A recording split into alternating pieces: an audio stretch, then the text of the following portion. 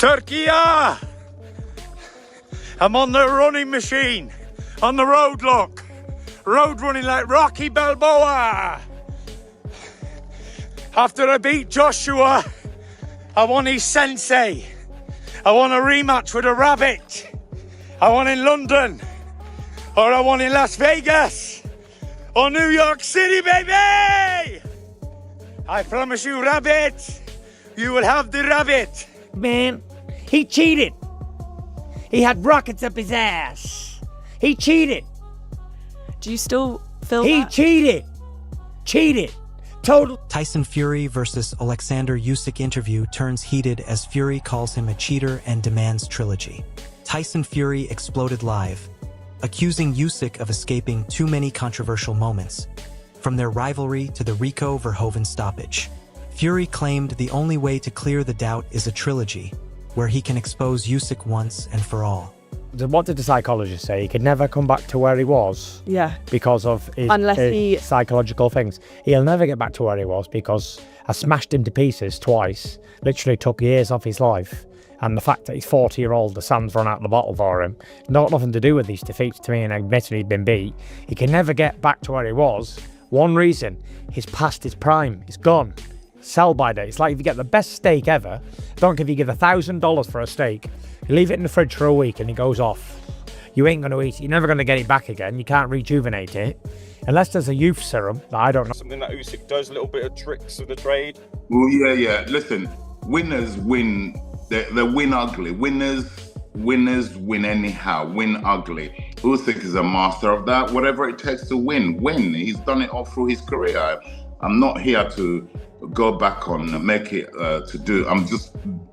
I could go into details from before in the past, not just with the fights he's had with my fighter.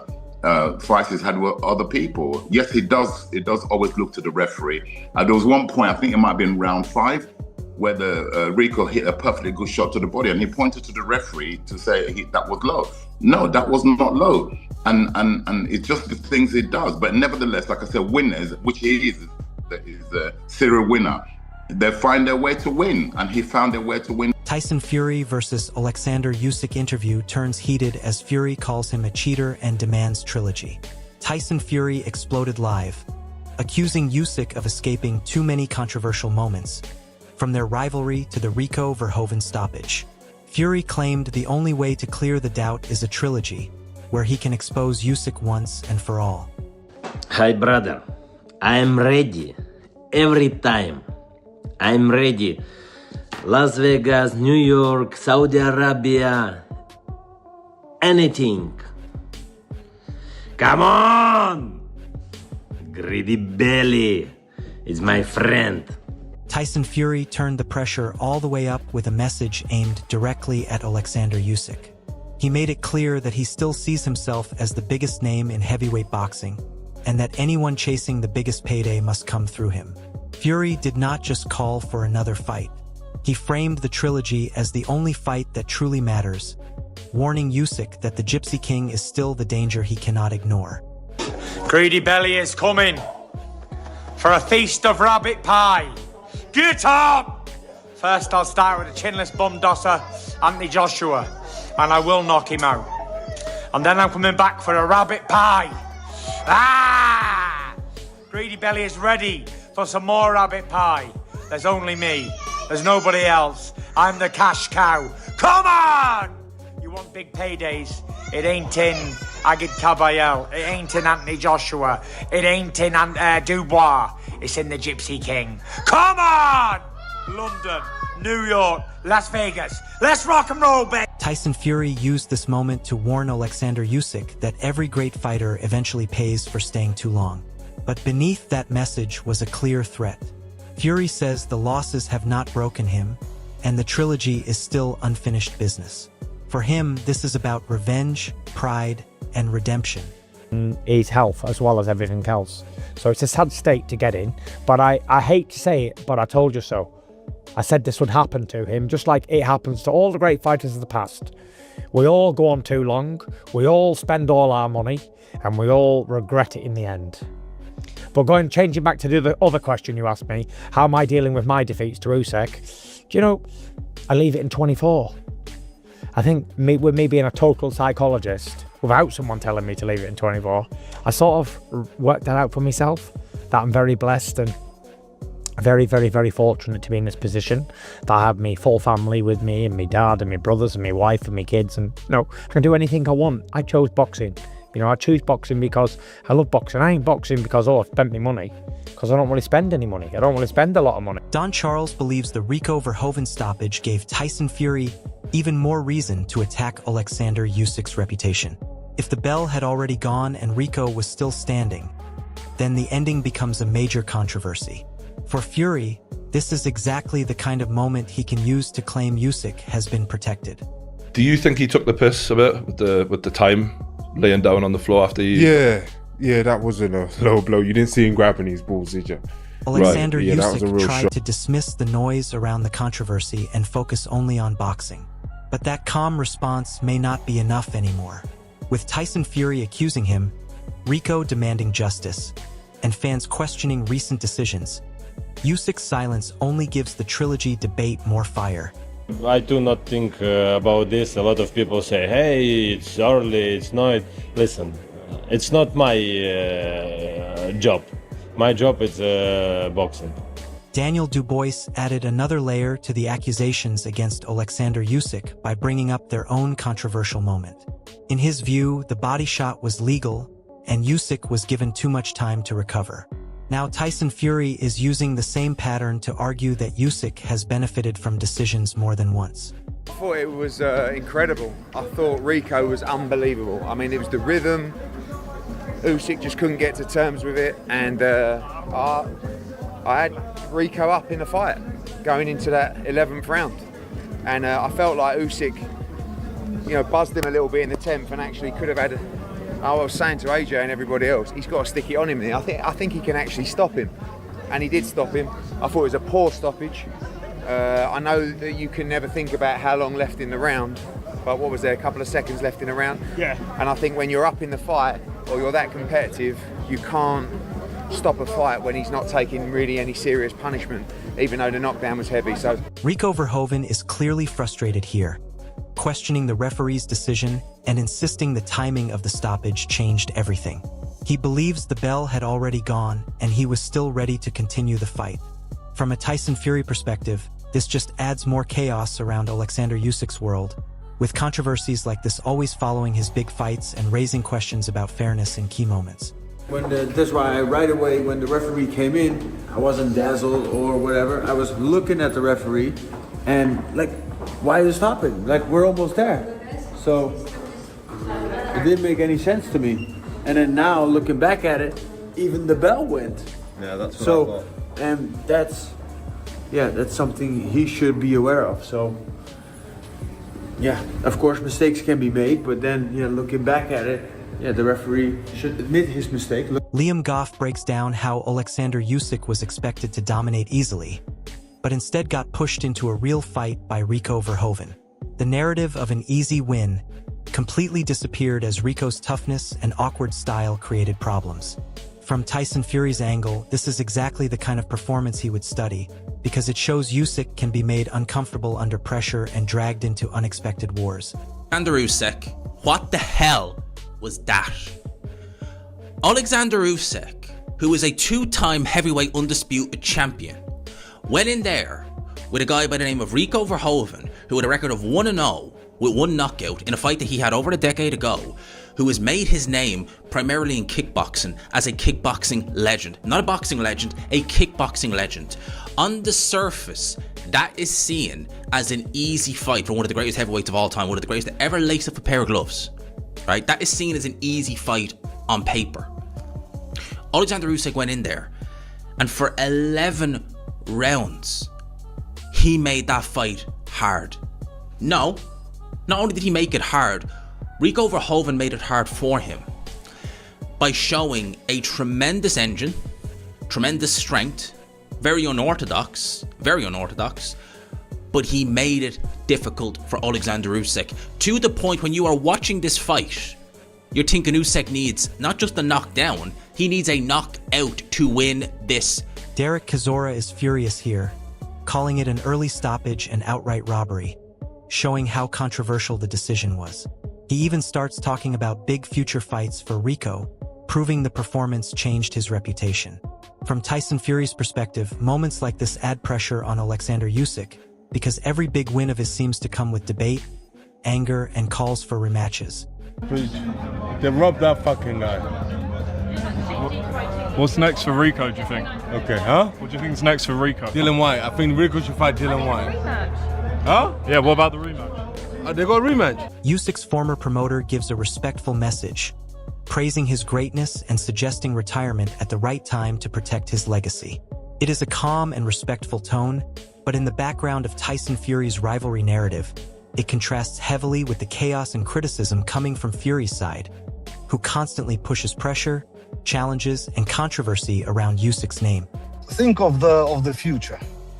So from the bottom of my heart, I wish him to retire at his prime and being remembered in ages as one of the most prominent and greatest. Rico Verhoeven doubles down hard, even suggesting corruption and demanding an appeal, which shows how strong the controversy has become.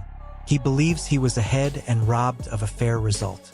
From a Tyson Fury storytelling angle, this kind of drama only adds more noise around Oleksandr Usyk's fights, making his victories look constantly disputed and questioned by opponents afterwards.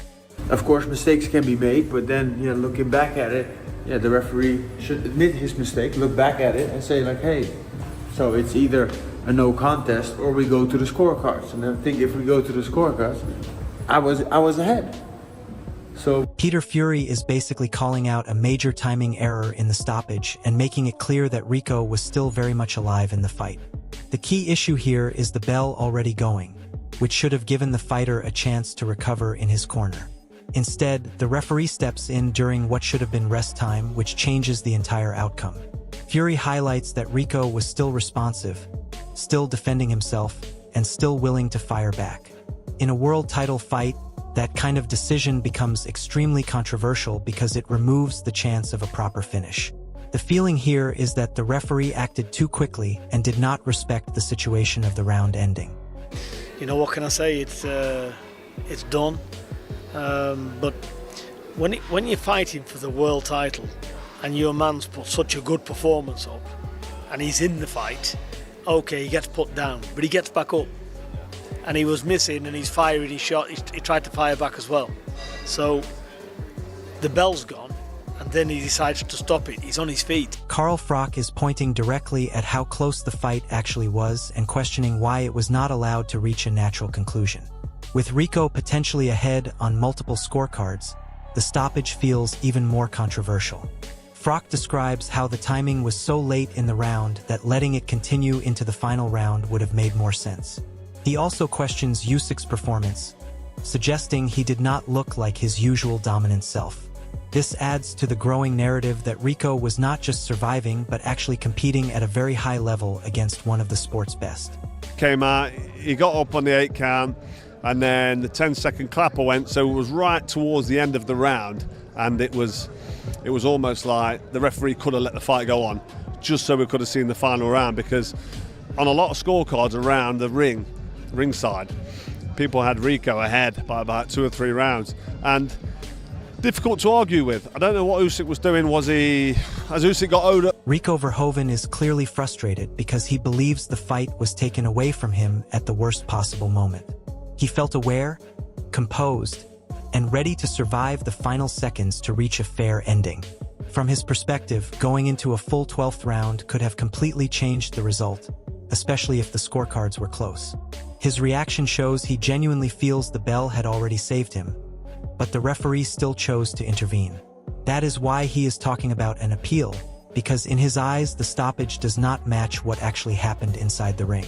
Completely honest, I just saw the end because of all the comments I was reading, and they stopped the fight after the bell. So the bell went, and then they stopped the fight. So yeah, I think we might just to go and appeal it because this doesn't make any sense, right? No. Like if the bell goes and then stop the fight, then why? You know, it's like, then it's my time to rest. Eddie Hearn is reinforcing the idea that Rico was not just competitive but actually troubling Usyk throughout the fight with his rhythm and awkward style. He suggests that Usyk struggled to fully adapt, which is not something fans usually expect from him. Hearn even had Rico ahead going into the final rounds, which makes the stoppage feel even more questionable in his view. He also believes Usyk was starting to feel pressure, which adds to the argument that the fight was still alive and could have gone either way if allowed to continue.